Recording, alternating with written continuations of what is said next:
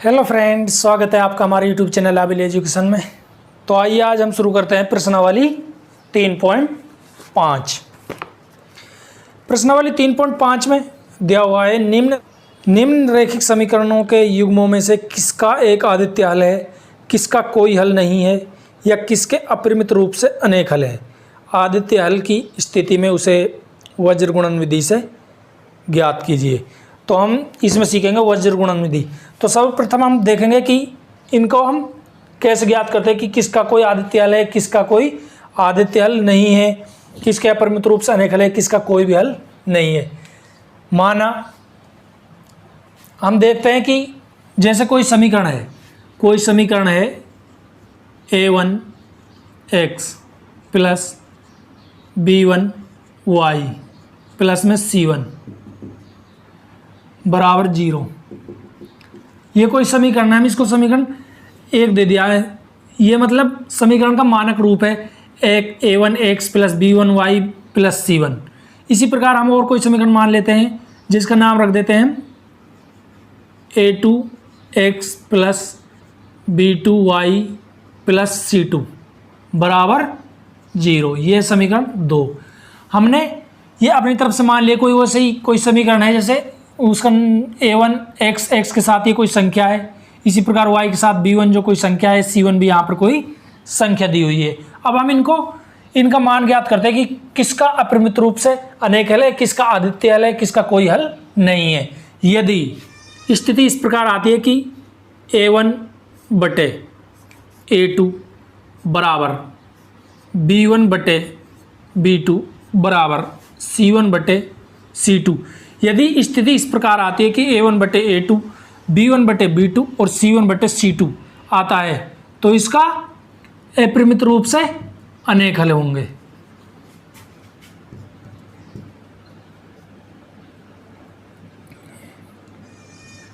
अपरिमित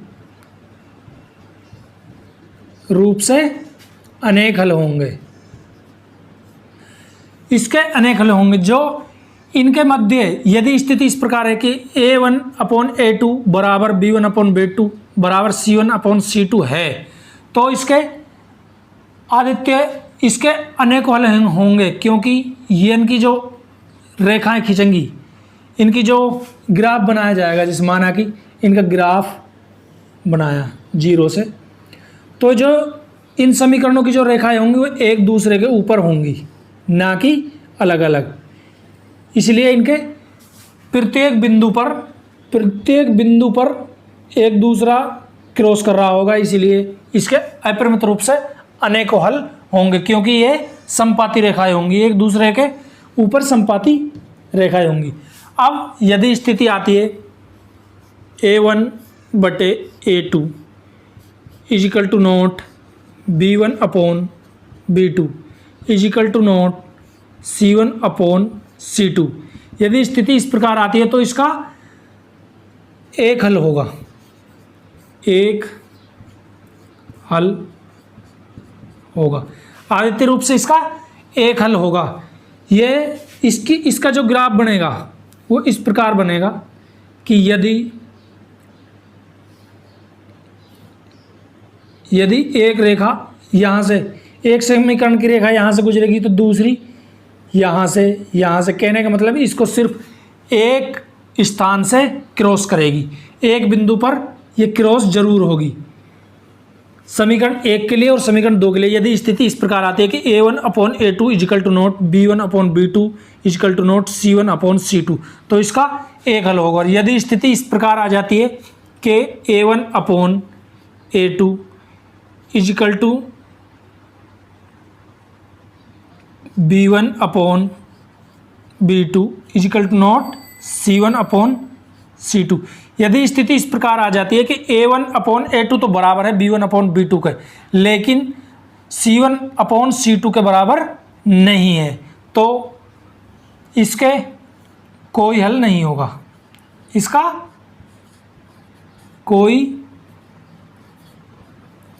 भी हल नहीं होगा, क्योंकि इसके जो ग्राफ पेपर पर ग्राफ बनेगा वो समांतर रेखाएं होंगी, ये दोनों रेखाएं समांतर होंगी। समान अंतर से गुजरेंगी, किसी भी बिंदु पर ये रेखाएं काटेंगी नहीं, इसीलिए ये इस स्थिति का कोई हल नहीं होगा। तो हम इसको इस प्रकार याद रख सकते हैं कि यदि दोनों बराबर हैं तो अपरिमित रूप से अनेक हल होंगे, यदि कोई भी बराबर नहीं है तो उसका एक हल होगा, लेकिन यदि एक बराबर है और एक नहीं है तो उसका कोई भी हल नहीं होगा। समीकरण, अब हम समीकरण 1 को लेते हैं। अब हम पहले सवाल को देखते हैं कि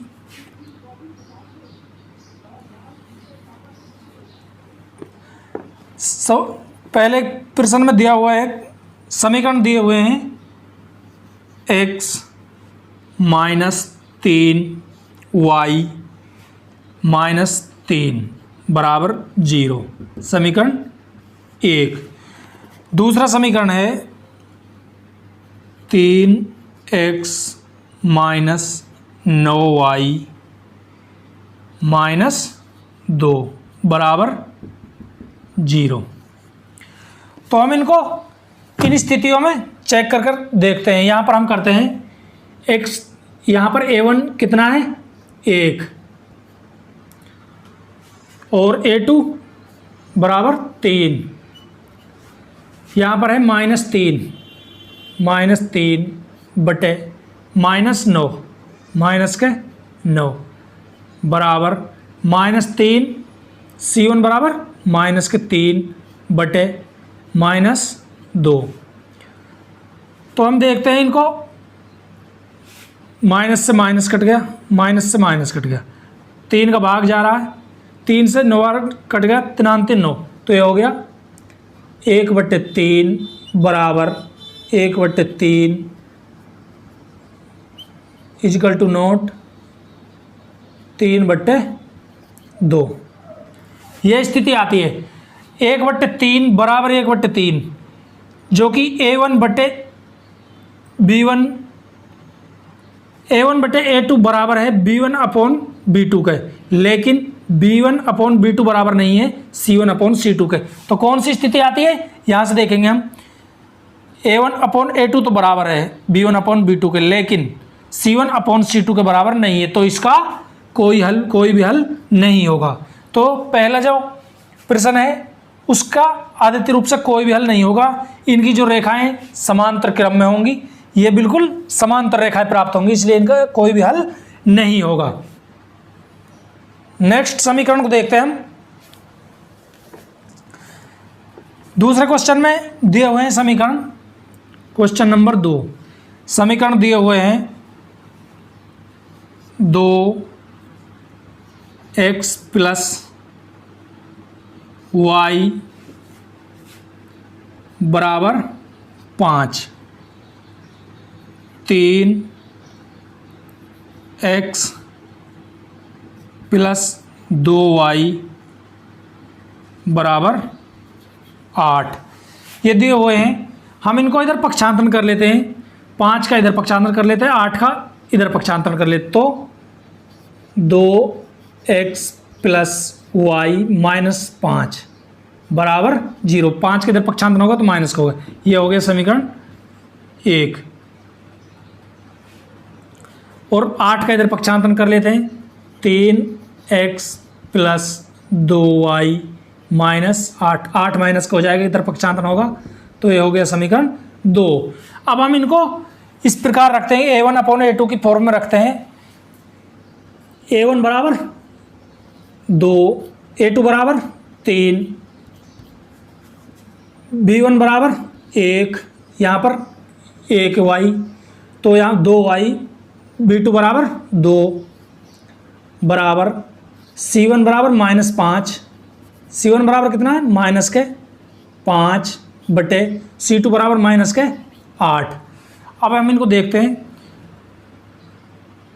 माइनस से माइनस कट जाएगा, लेकिन is equal to note a1 upon a2 बराबर नहीं है b1 अपॉन b2 के, और b1 अपॉन b2 बराबर नहीं है c1 अपॉन c2 के। इसीलिए कौन सी स्थिति उत्पन्न होती है, कोई भी बराबर नहीं है, इसका सिर्फ एक हल होगा, आदित्य रूप से एक हल होगा इसका।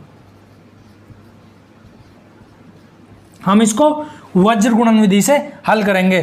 क्वेश्चन में दिया हुआ है जिसका आदित्य रूप से एक हल हो उसको वज्र गुणन विधि से हल कीजिए। अब हम ज्ञात कर लिया है कि ये इसका आदित्य रूप से एक हल होगा। वज्र गुणन विधि क्या होती है? वज्र गुणन विधि होती है x बटे, वज्र गुणन विधि में ये सूत्र दिया हुआ है कि x बटे b1c2 माइनस b2c1 बराबर y बटे c1a2 माइनस c2a1 बराबर 1 बटे a1b2 माइनस a2b1।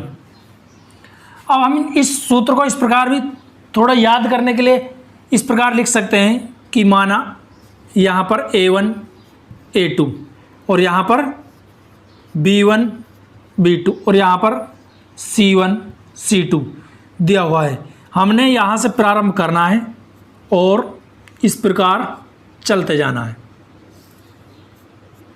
b1 से प्रारंभ करना है और इस प्रकार चलते जाना है। इससे यह सिर्फ सूत्र याद करने के लिए, जैसे हमने यहाँ पर सर्वप्रथम लिखा x बटे हमने b से शुरू किया, b1 माइनस b2 लिख देते हैं हम, b1 में से b2 को घटा देते हैं, b1 माइनस b2 घटा दिया।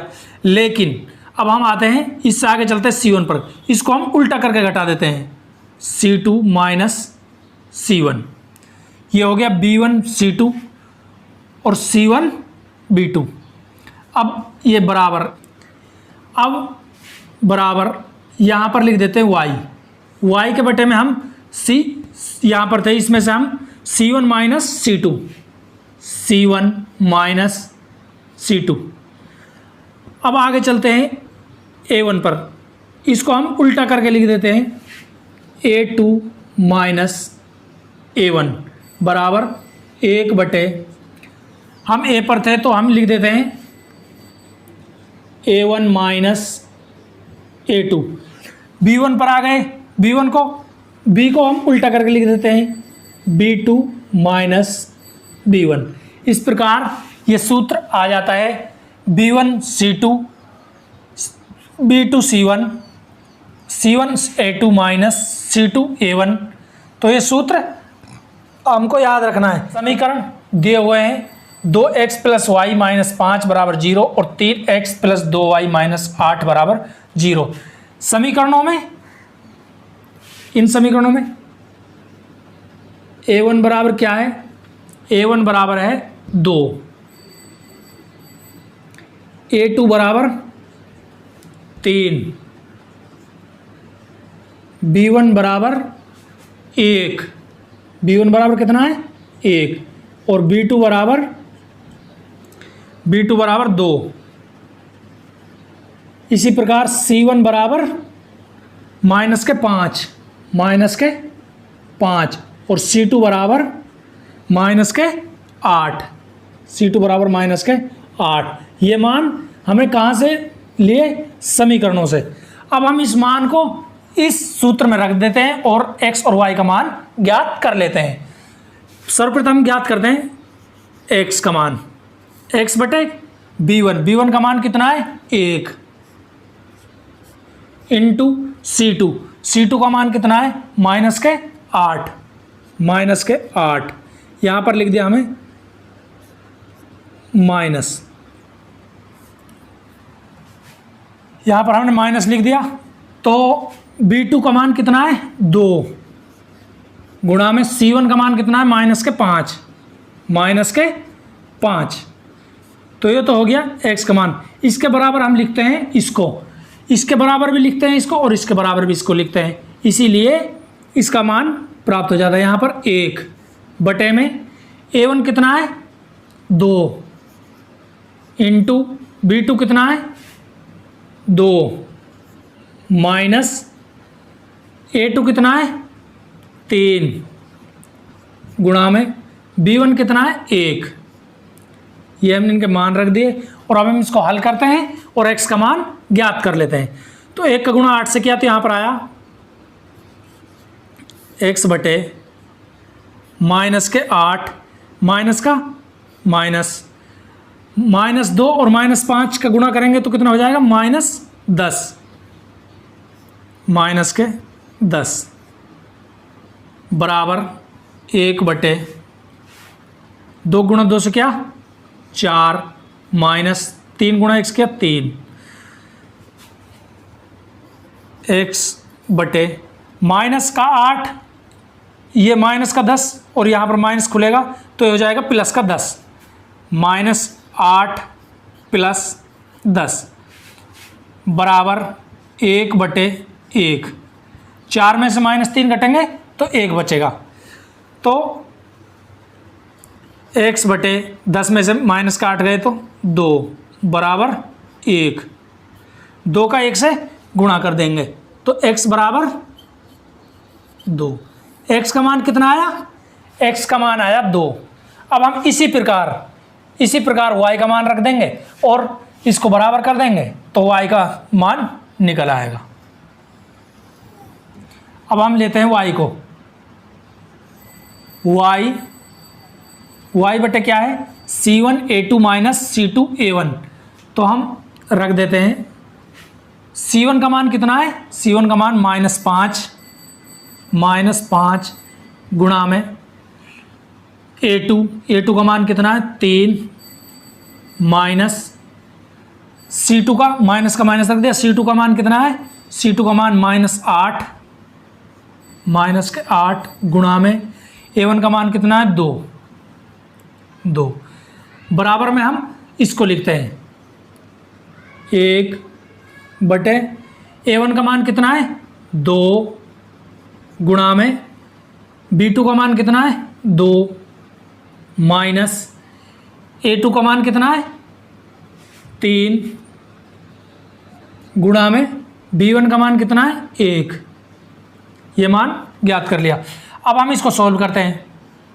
y बटे -3 का गुणा 3 -5 का गुणा 3 से किया तो 5 दिया 15 माइनस के 15 -8 का गुणा 2 से किया माइनस का माइनस और माइनस का गुणा 8 से -8 का गुणा 2 से किया तो 8 दूनी 16 माइनस के 16 बराबर 2 गुणा 2 से क्या 1/2 का गुणा 2 से क्या 4 माइनस 3 गुणा 1 से क्या तो 3। अब ये -16 और यहाँ पर माइनस खुलेगा तो 16 प्लस का हो जाएगा y बटे -15 प्लस 16 बराबर 1/1। -15 गए 16 में से तो 1 बचा, y बटे 1 बराबर 1 का भाग दिया 1 में 1 का गुणा कर देंगे 1 से तो y बराबर 1। तो हमें क्या मिला x बराबर 2 और y बराबर 1। x और y का मान ज्ञात कर लिया गया है। अतः x बराबर 2 और y बराबर 1, यही इसका आदित्य रूप से एक हल है। अतः x बराबर 2 और y बराबर 1 पर ये दोनों समीकरणों की रेखाएं आपस में क्रॉस करेंगी। वो बिंदु है जो जहाँ पर समीकरण 1 और समीकरण 2 से बनाई गई रेखाएं एक दूसरे को काटेंगी बिंदु 2, 1 पर। यही इसका हल है। ये सूत्र आप जरूर याद कर लेना क्योंकि एग्जाम में बहुत काम आएगा। धन्यवाद। नेक्स्ट सवाल को देते हैं हम नेक्स्ट वीडियो में, तब तक के लिए बाय बाय।